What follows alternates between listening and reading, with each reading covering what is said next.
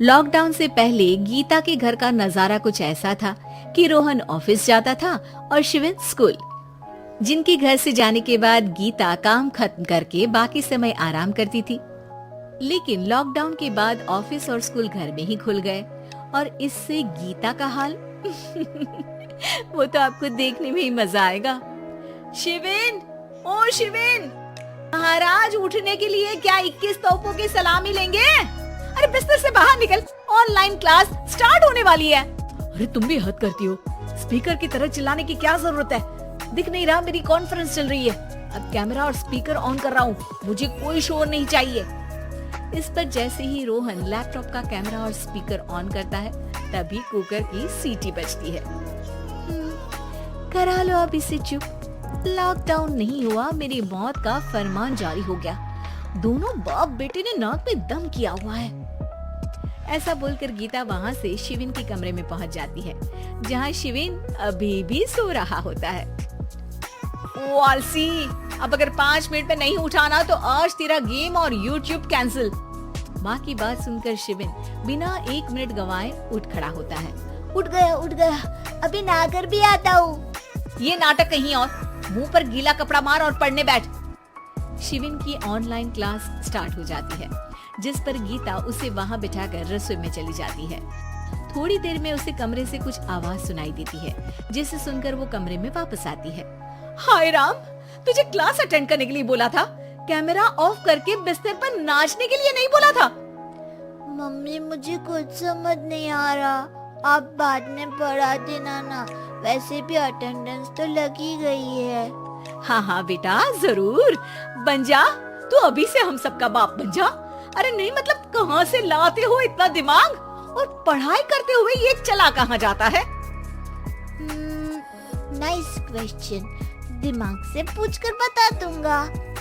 शिविन की बातों से परेशान होकर गीता उसे मारने के लिए जैसे ही आगे बढ़ती है तभी वो कमरे से बाहर भाग जाता है।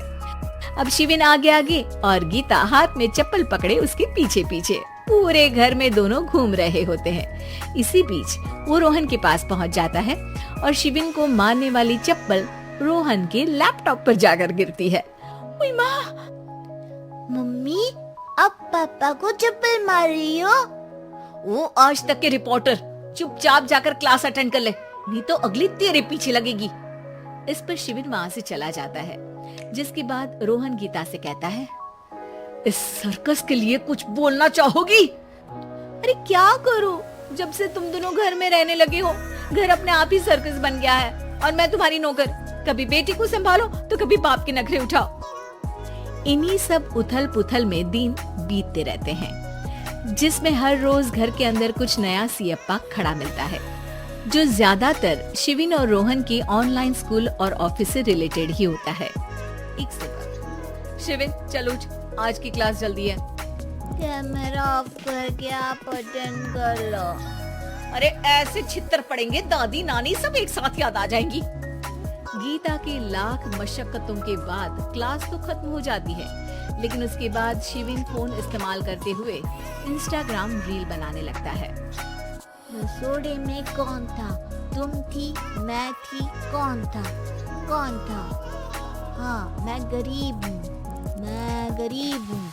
अरे ओ गरीब के बेटे, आजा, मैं बनाती हूँ तुझे गरीब। मैं बताती हूँ रसोड़े में कौन था। पढ़ाई करने बोलो तो इनकी माँ मर जाती है, और ये पागलपंतियाँ जितनी मर्जी करा लो। गीता शिविन को डांट रही होती है, तभी रोहन बीच में बोल पड़ता है। अरे बच्चा ही तो है, इतना गुस्सा क्यों कर रही हो? बेटे का साथ देने की इसी एक कोशिश में अब शिविन के साथ साथ रोहन भी गीता के गुस्से की सूली पर चढ़ जाता है। अगर बेटे पर इतना ही प्यार आ रहा है तो इसे क्लास अटेंड क्यों नहीं कराते, इसका होमवर्क क्यों नहीं कराते? उस समय तो बहुत जल्दी मीटिंग आ जाती है, वो काम मैं करूं और यहाँ इस बेफिजूली की चीज में तरफदारी करके बन जाओ महान। हे भगवान, कोई तो इनके ऑफिस और स्कूल खुलवाओ, मैं इन्हें और घर में नहीं सह सकती। मैं कुछ और मांग लेती, क्योंकि तुम्हारी ये विश इस साल तो पूरी होने से रही, कोरोना। हाय नास पिटे ने जिंदगी ही बर्बाद कर दी। खाए कोई पचाए कोई, कल मुझे चुन चुन कर सबको मेरी बद्दुआ लगेगी। उन्होंने दुनिया का और इन बाप बेटे दोनों ने मेरा जीना मुश्किल कर दिया। गीता वहाँ से चली जाती है, जिसके बाद रोहन शिविन से कहता है, अरे तुम्हारी मम्मी इतनी भड़की हुई क्यों है? आपकी वजह से पूरा समय घर में रहते हो और उस पर कोई काम कराने की जगह बस ऑर्डर देते रहते हो। अच्छा बेटे, सारा इल्जाम मुझ पर, पूरा दिन तो वो तुम पर ही चिल्लाती है। हाँ, मतलब दोनों का 50-50 है, कुछ करना पड़ेगा। वो कहते ना, make the best out of worst. I have an idea.